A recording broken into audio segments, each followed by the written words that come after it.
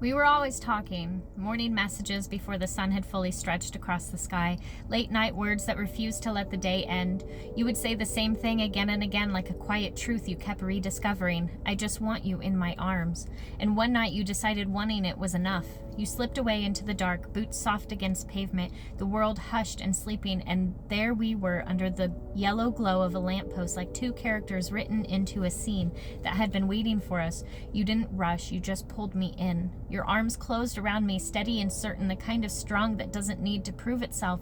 I looked up at you, a whole foot taller, your shadow folding over mine like a shelter. We kissed slowly. The kind of kiss that makes time loosen its grip until minutes feel like breath. You held my face like you were memorizing it.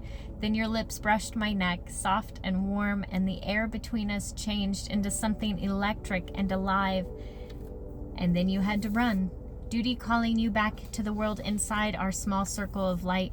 But before you left, you held me one more time, like someone reluctant to wake up from a beautiful dream. The next night you came again, like gravity had learned my name.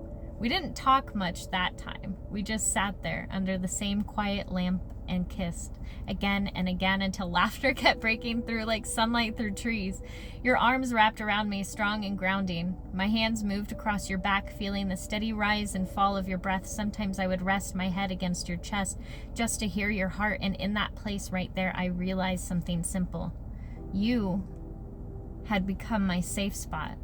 The place my mind went when the world felt too loud. When I leaned in to kiss you again, you laughed softly and said you could still smell me in your mustache. I buried my face against your collar, pretending to hide, but really just wanting one more moment. You looked down at me with that half smile that always makes my chest ache in the best way.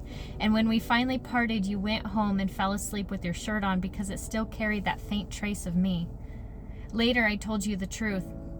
I don't know how I'm supposed to sleep tonight. Everything inside me still humming like a guitar string that had just been struck. You answered gently. Just close your eyes, relax in the moment we had, and dream. Your words wrapped around me like the echo of your arms. Okay, babe, I whispered back. We talked about going slow, about letting this grow the way things do without forcing the clock forward. You said you wanted the warm, fuzzy feeling of holding me every night someday, but you wanted to be careful, to do it right, and I told you something that surprised even me.